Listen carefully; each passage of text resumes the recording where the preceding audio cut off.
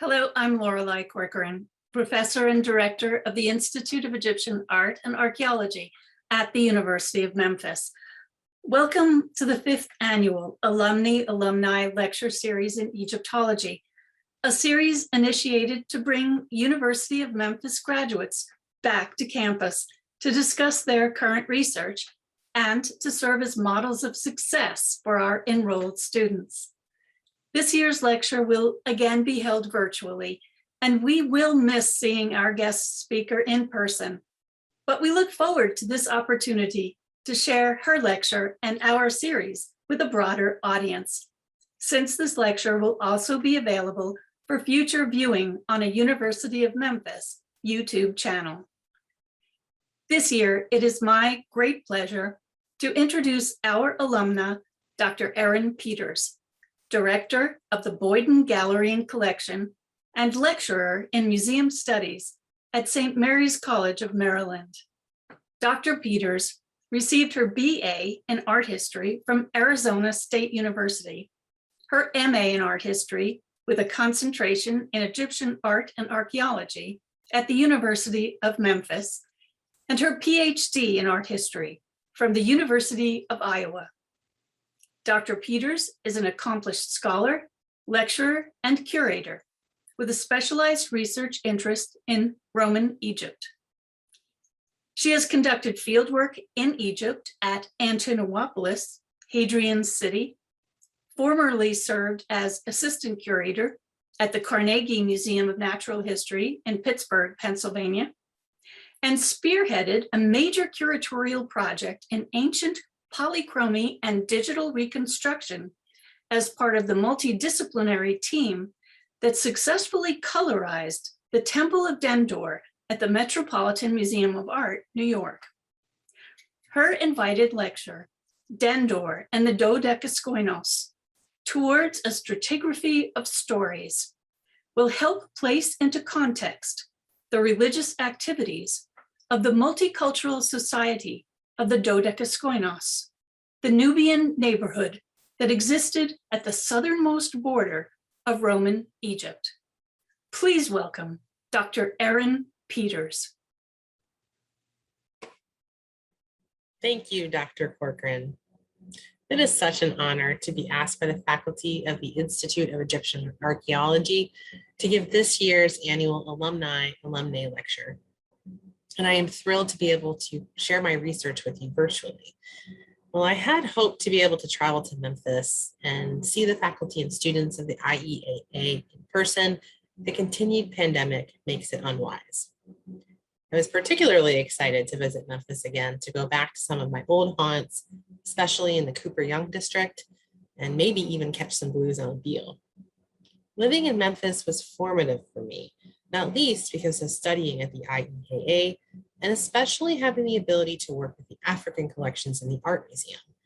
Working as a graduate assistant and giving tours and researching objects in the collection for my master's thesis solidified my ambition to work in museums. Now, I didn't yet know my calling to the Roman period and studied 3 small vessels attributed to the reign of Hatshepsut, that fabulous female pharaoh. It was the combination of the hands-on experience with collections and a public-facing work of discussing museum objects with visitors that prompted me to continue to my second master's in museum professions, and really ultimately my success in academic and professional career working in museums and teaching museum studies.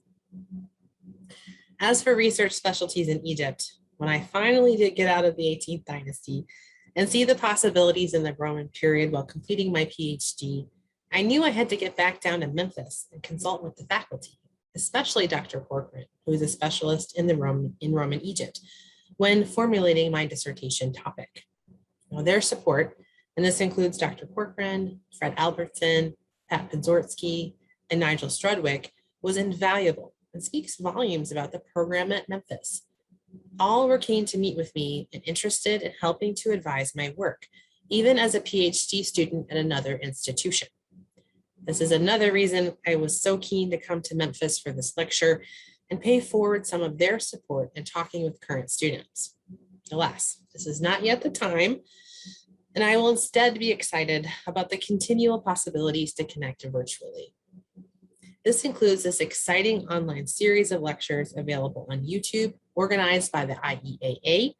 I'm thrilled to share a digital space with fellow Memphis alum Kevin Johnson and dear colleagues Ray Johnson and Tom Hardwick. If you haven't already tuned into their lectures, I highly recommend that you do. Now, let us transition to the lecture, and I will pull up my slides.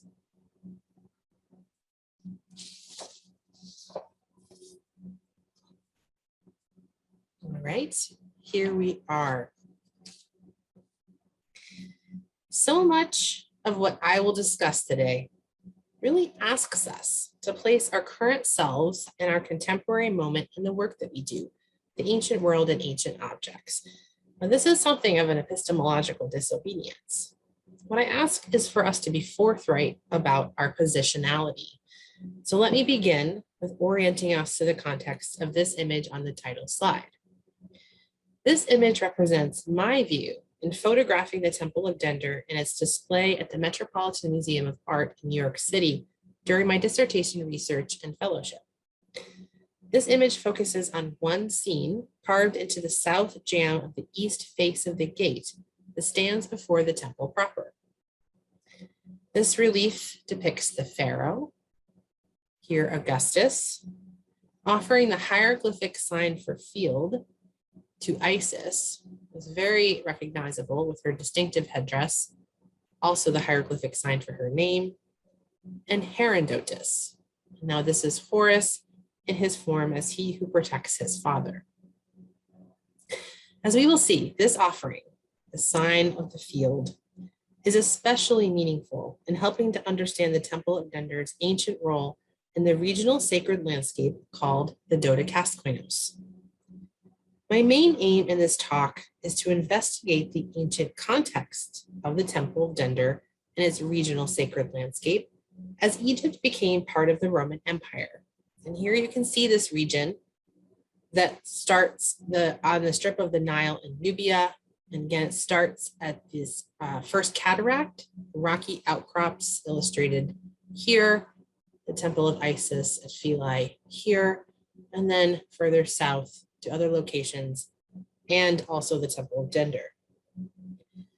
Completed by 10 BCE, the temple is one of many built or expanded immediately following Egypt's annexation by Augustus. This is the first pharaoh of Egypt's Roman period and first emperor of the Roman Empire. I approach this aim of investigating the ancient context through sketching a stratigraphy of stories that first acknowledges the monument as a modern museum object. Now here I recognize my own privilege in being able to interact with and study it. And I want to highlight decolonial principles to acknowledge that we really can't delve into the ancient context of this monument without recognizing the colonial processes of its contemporary existence. Now I start this stratigraphy of stories right now, as I did with my own place and privilege. And then I go backwards. I take decolonization, as Julian Raxworthy describes it, as a critical tool, and as part of the process of acknowledging my own privilege in having the means and the ability to access the monument. My process also repurposes the archaeological practice of digging through strata, and I believe acts as an effective organizing principle.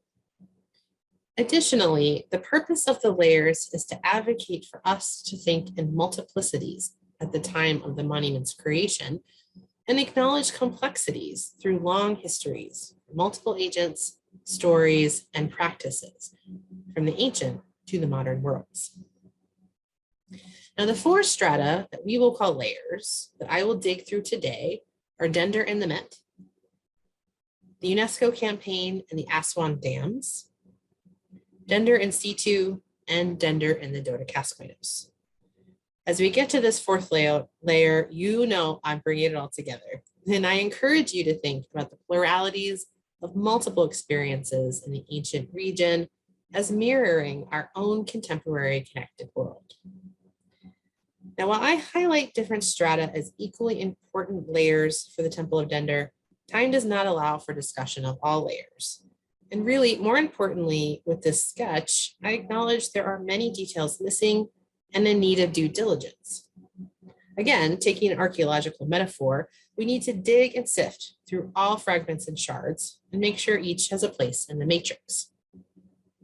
Additionally, it's important to acknowledge absences, like the long Islamic history and comparatively shorter Coptic use of the temple. Further, we need to invite knowledge and perspectives from those in Egypt, modern Sudan, which is ancient Nubia, and the diaspora. Overall, my approach highlights decolonialization as a continual process, and this is from the micro to the macro. Now, with all this big picture aim and approach, I will take us through these 4 strata, again, that we will call layers, and I will focus on 3 architectural or spatial elements at Dender to guide us through them. These 3 elements are the terrace, the gate,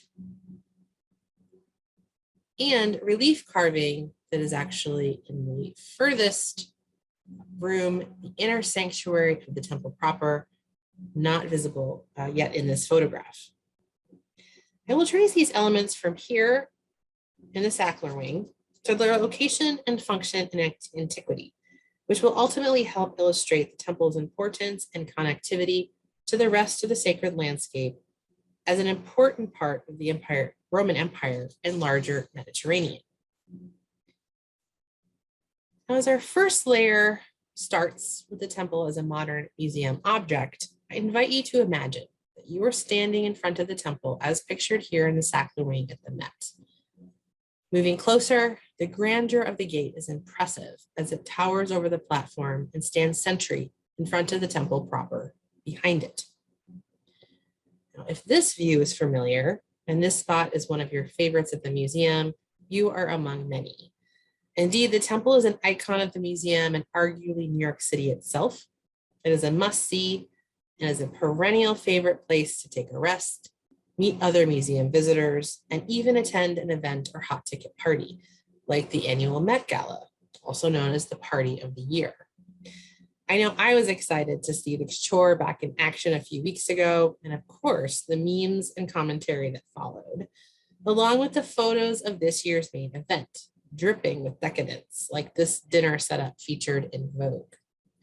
Or if you want to get meta with the Mets, a dear friend and colleague recently reminded me that one of the many movies filmed at the temple was 2018's Ocean 8, which saw the temple as the set for filming a fictitious Met Gala that was the scene of a heist. While acting as a premier and exorbitantly expensive event space or movie set is a major function of this wing and temple itself, we must note that it was also constructed to emulate the natural environment of the temple's original location at the ancient site of Sutsis on the Nile River in Lower Nubia. Indeed, much of what visitors can experience, first from the water feature, to the type of stone used, the temple's orientation, to the glass windows and heightened lighting, was designed to give a sense of this original location. In many ways, the layout and access of the architecture of the temple was also planned to mimic how ancient visitors would interact with the monument. In the modern Met display, museum visitors access the raised platform of the temple through lateral sets of stairs, one of which you can see here.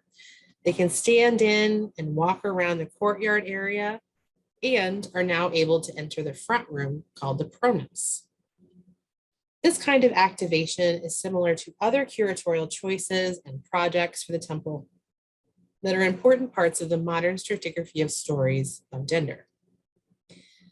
To celebrate the 50th anniversary of the 1967 awarding of the temple to the Met, museum staff led by curators and conservators in the departments of Egyptian art and objects conservation revamped the didactic display and created new material for an online initiative featured on the Met's website in 2017.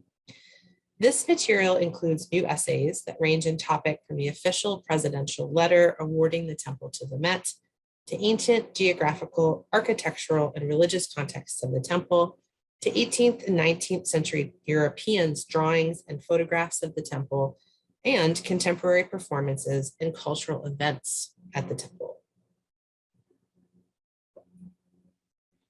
One important moment that I was intimately involved in is referenced in the related digital content of this 2017 50th anniversary online initiative.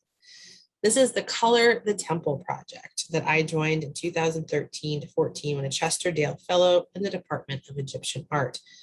This was a collaboration with the department along with the then Media Lab. The project activated the modern temple by recreating ancient color and context through digital technology and public programming. Spanning a collaboration of the 5 years with the Met, I worked with conservators to search for remaining pigment, research the 19th and 20th century records that mentioned surviving color, compared existing paint and museum objects and with curators, and importantly, at temples in Egypt dating to the Roman period.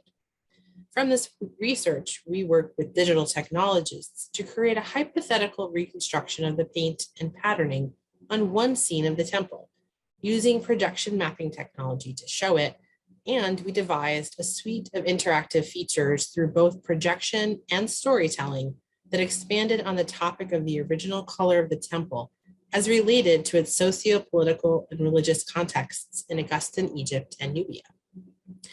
The project was both a popular, this photo comes from the New York Times, and a scholarly success, in which I published an article in the Metropolitan Museum Journal and co-authored an article that appeared in Egyptian Archaeology.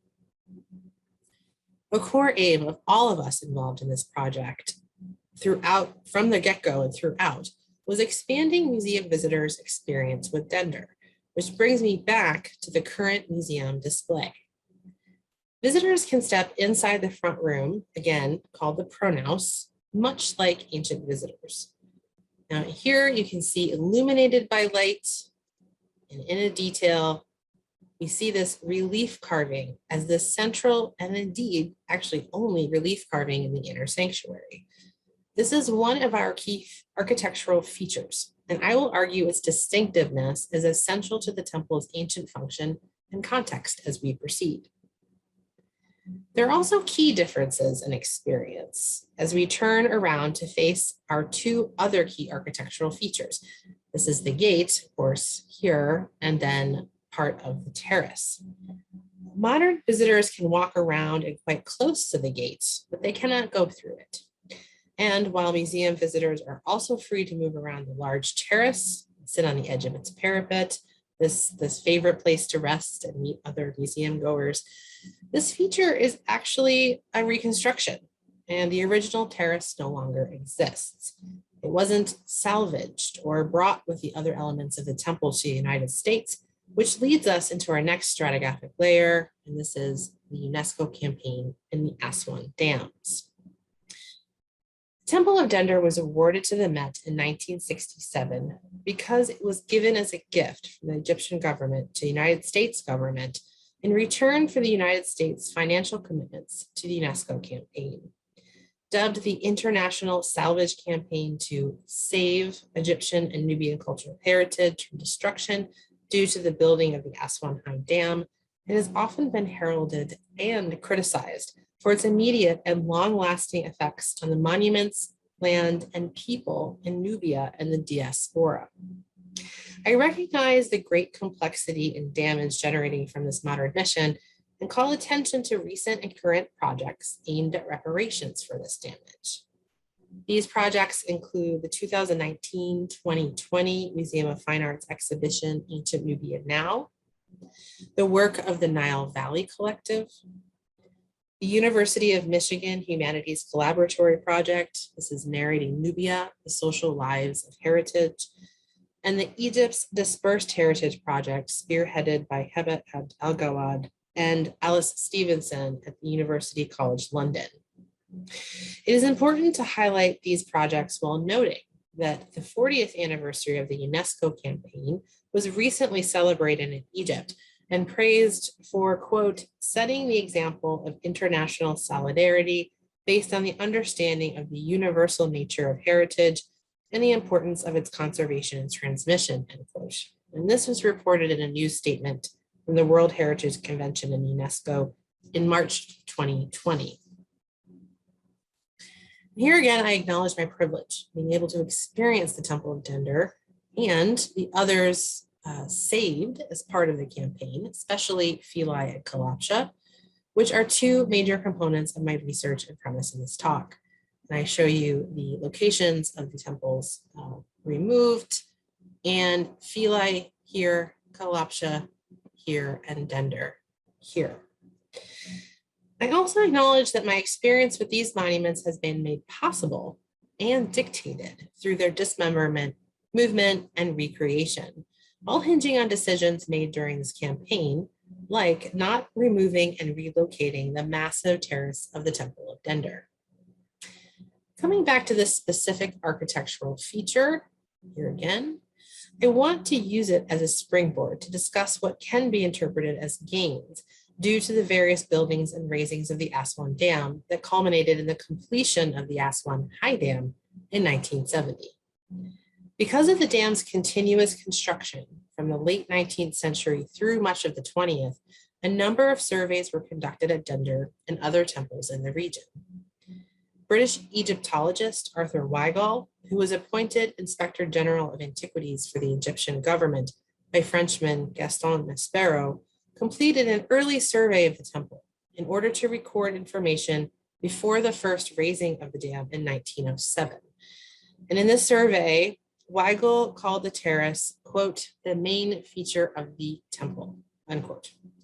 This was in part due to its massive size for the complex, which measured about 28.3 meters long, 17.8 meters deep, and at least 3.5 meters high.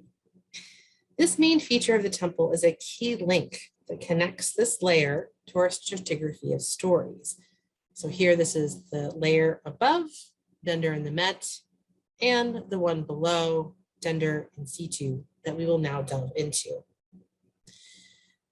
This photograph shows the temple in situ as part of the survey completed by Arthur Weigall and put in the larger publication made by Gaston Maspero.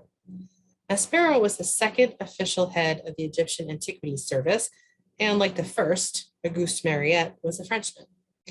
While Maspero's name is on this publication, and really so much work of the early Antiquities Service, it is important to look to details of the many people involved in this work.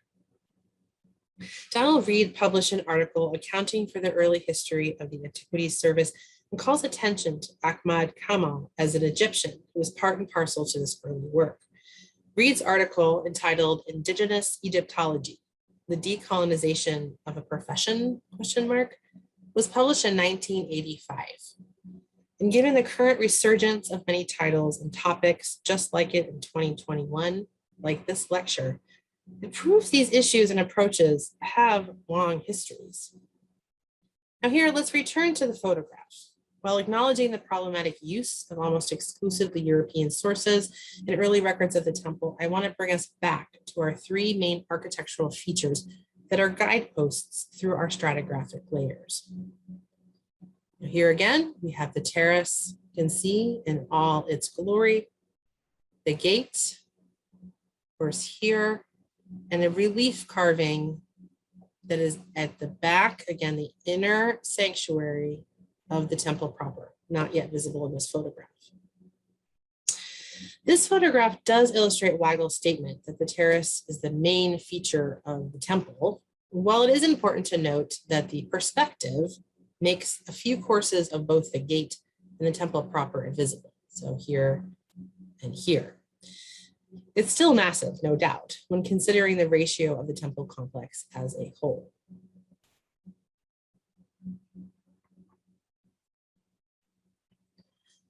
Now here we are looking at an architectural plan of the temple site that I adapted to show that this whole complex was built and decorated during the Augustan period. As with other architectural plans, we are viewing the temple layout from above in kind of a bird's eye view. Here you can see the terrace comprises more than a third of the entire complex.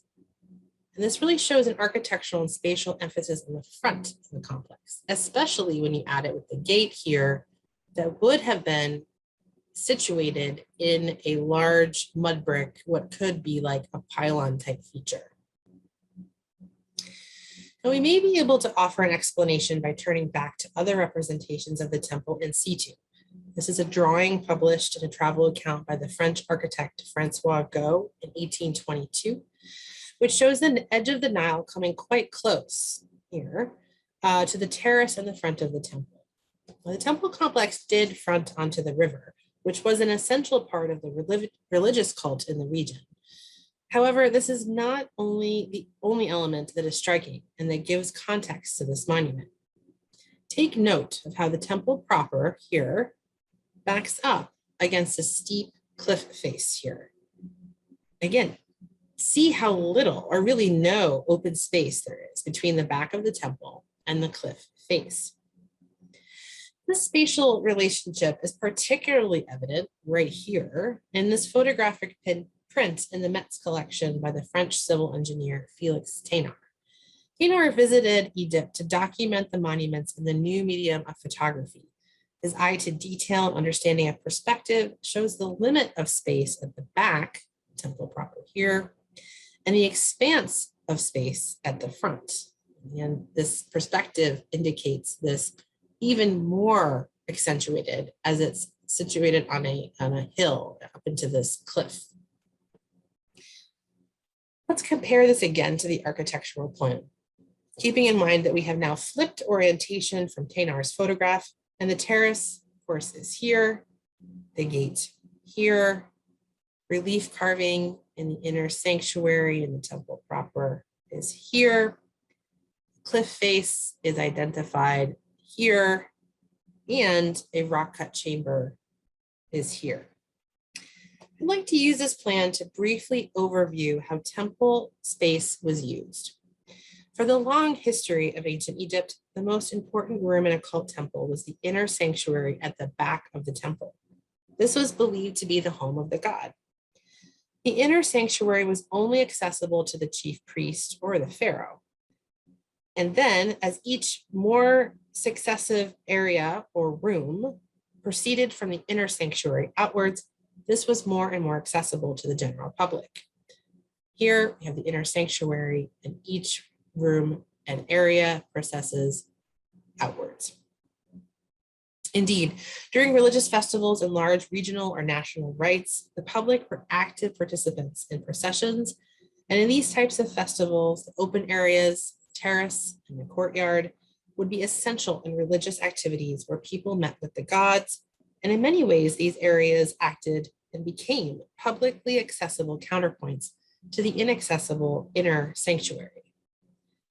As we will delve into in our final fourth layer, this is Dender in the Dodekaskoinos, I contend that Dender and the other temples in this region were built to encourage this kind of public access to strengthen the regional sacred landscape that was centered on the temple of Isis at Philae. Now, as we saw at the beginning of the lecture, the Temple of Dender was situated on the bank of the Nile in ancient Nubia. This is modern Sudan. Here are we orienting it to the location on the map. This sacred landscape, which was called the Dodekaskoinos, again roughly translating to land of the Greek 12 miles, this region is one of three primary regions that I focused on in my research of Augustan temple building from south to north. South to north. This region, and indeed all of ancient Nubia and Egypt, was quite cosmopolitan and connected, which my students are continuously surprised by. There was a plurality of people and dynamism of practices. We really cannot constrain these into single ethno-cultural categories that are based on modern national traditions like Egyptian or Nubian or Roman. Now, this southernmost region, here you can see a detail of it, was dictated by the topographical, geographical, and administrative border of ancient Egypt and Nubia here at the first cataract, which you can see I've identified here and in the detail here, the first cataract.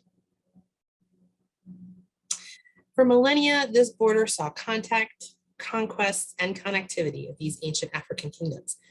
The site was believed to be the location of one of the burial places of Osiris and became associated with the home of his sister wife, Isis.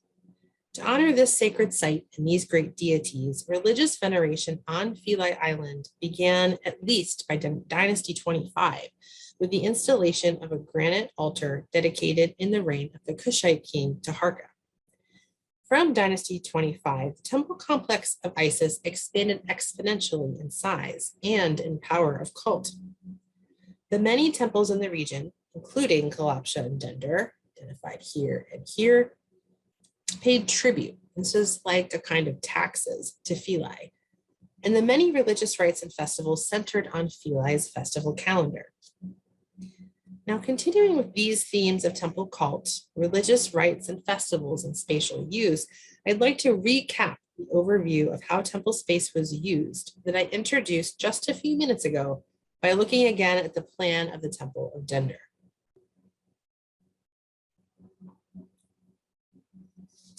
As discussed, the most important room in the cult temple was the inner sanctuary at the back of the temple. This was believed to be the home of the god. This inner sanctuary was only accessible to the chief priest or the pharaoh, and each successive room and area that proceeded outwards from this inner sanctuary was more and more accessible to the general public. And indeed, during religious festivals, when the public were active participants in processions, the open areas like the courtyard and the terrace would be essential in religious activities. Also, our wooden doors, which would have been here, and each actual successive room would have been open for these large religious activities. I'll now introduce another layer of temple function and use that is so important to my research and comes from the excellent work of Memphis's own Peter Brand and the Karnak Great Hypostyle Hall Project. This image is from one of Dr. Brand's articles published in 2007 in an exceptional University of Chicago volume entitled Sacred Space and Sacred Function in Ancient Thebes. The image reconstructs a contra-temple, shown here, which was a small chapel constructed at the back of a temple at the exterior wall behind the inner sanctuary. These contra-temples were accessible to the public, where they could venerate their gods in spatial and material connection with the inner sanctuary, albeit on the exterior. Contra-temples became part and parcel of temple building after the New Kingdom, and I argue were essential to the structures we are discussing today, built or expanded during the Augustan period. Another feature Dr. Brand discusses in his 2007 article is the practice of veiling or shrouding deities and relief carving in liminal spaces to create shrines for public use. These photos show two relief scenes that are located in inner doorways at the temple at Karnak. Here you can see 1 and 2. If you look closely, I hope you can also see the relief shrine scenes are bordered essentially by a series of holes. You can see here and here. Now we know from these holes, excuse me, that an additional armature, likely made of wood, would have been installed with these holes as anchors to veil or shroud the relief scene, thereby turning it into a shrine not unlike the shrine the cult statue would be kept in within the inner sanctuary or created in a contra-temple. Here, I've outlined these holes, excuse me, to give you an idea of what the full size of the area looks like. And I want to emphasize that these relief scenes exist in the doorway and that this was significant, as there was a similar kind of sacred transference in this liminal zone as at the exterior of the temple in a contra-temple. Now, as I bring it all together now, I'll demonstrate that the temples at Philae, Kalabsha, and Dendar were built during the Augustan period to encourage this kind of public veneration at both the rear and the front publicly accessible parts of the temple. Now, as we turn to Philae, first I want to again place myself in this process and acknowledge that my research benefited from a terribly tumultuous period for the Egyptian people following the Arab Spring and Revolution in January 2011. My research process started with a trip that took place in the summer of 2011, and I returned again in 2013. This was during the June 2013 protests and then later coup, and again in 2014. During this time, there were virtually no tour groups and very few people at these temples. And I benefited from the ability to spend significant time with them unimpeded by other people. For those of you that have been to these monuments, you know that is not typically the case. And this was only due to this great tumult in the country.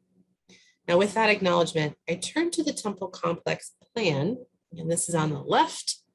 And this overview photo I took from the riverboat to its relocated place on a Gilkeen Island on the right. My aim is to demonstrate that the Augustan administration added to areas, now this included both building and solely decoration, the front of the temple complex of Isis here. And we can see this by this large courtyard that is bordered by these expansive colonnades. You can see this in the monument itself in this photograph, that these were built and are decorated during the Augustan period. And they really act similarly as a terrace. There's a gathering place. These are culminating of large official processions. You also see this at the back of the temple. I want to show the temple complex, temple proper, of Isis, and that there is this space behind the back wall, that again, this back wall that would be located in spatial and material connection to the inner sanctuary. Now here from this view, again, with no other people, you can see that the colonnades really accentuate this large open courtyard. They add architectural and spatial emphasis to the front of the temple, and we can identify this as the first pylon, so the first movement of that continuously more and more sacred space.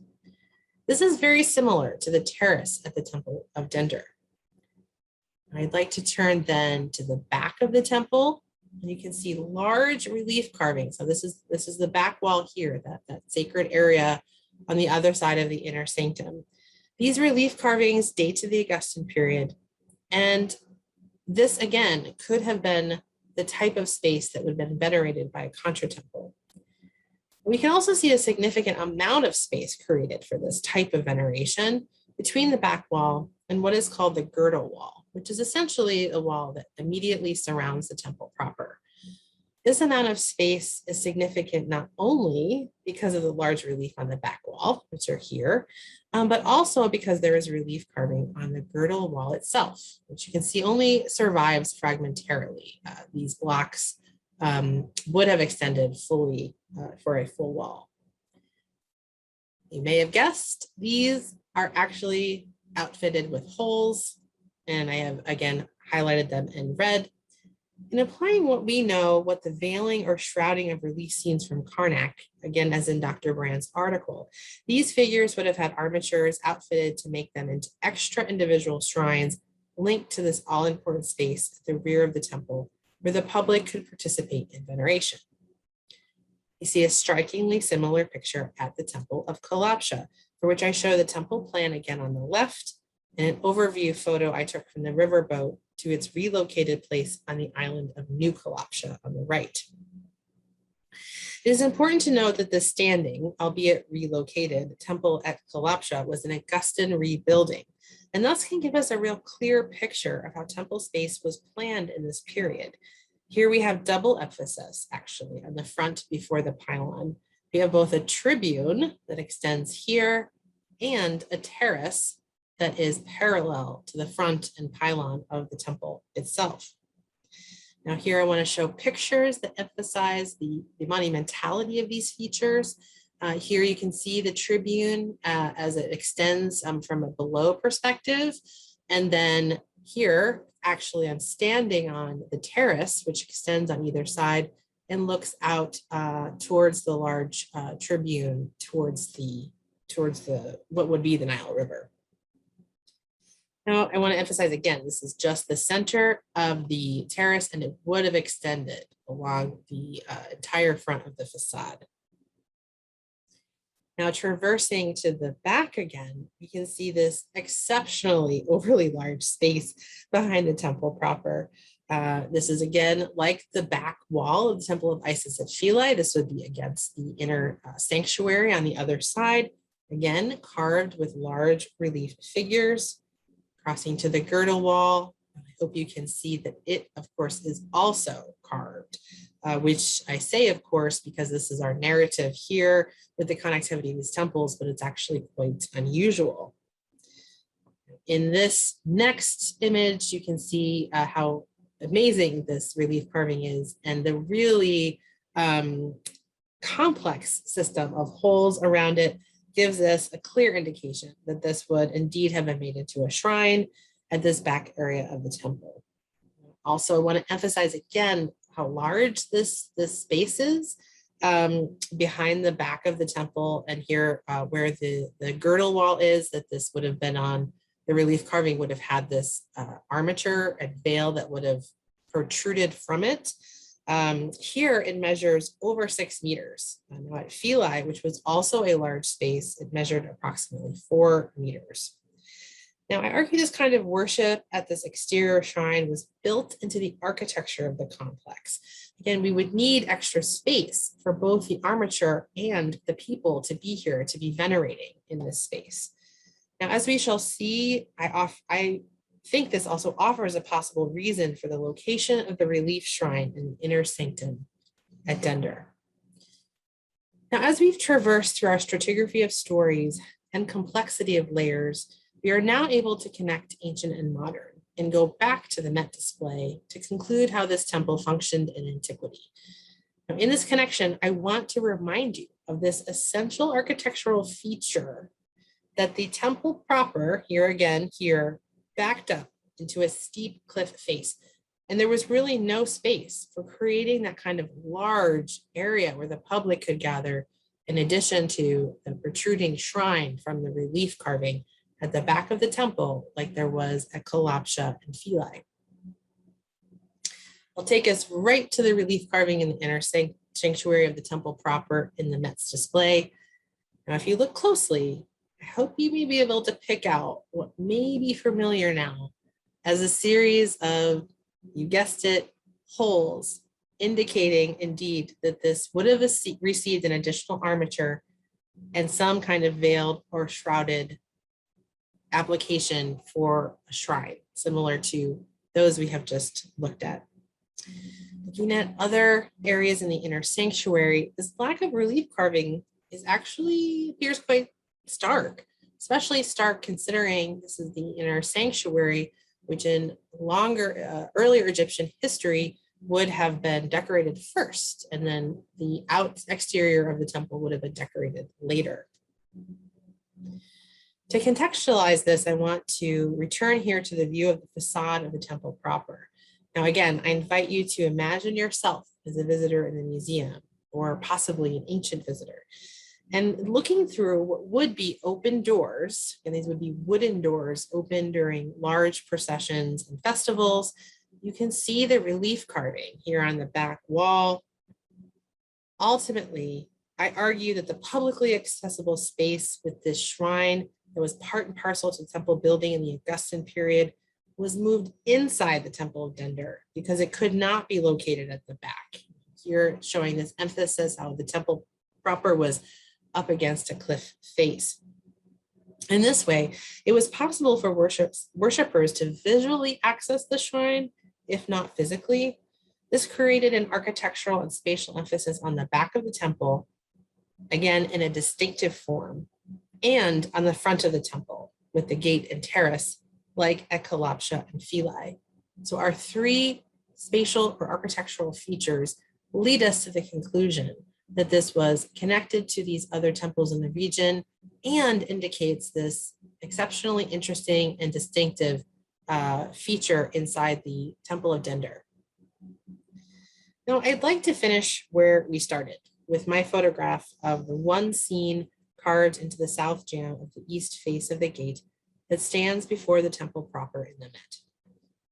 Again, the relief depicts a pharaoh, and here is Augustus offering the hieroglyphic sign for field to Isis and Herodotus.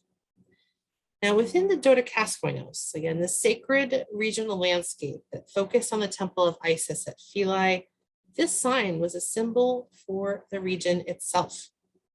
And just as Augustus offers the region To the goddess, this patron goddess of the Dodecaspoinos at Dender, the architecture and creation of space also made that offering manifest. Thank you.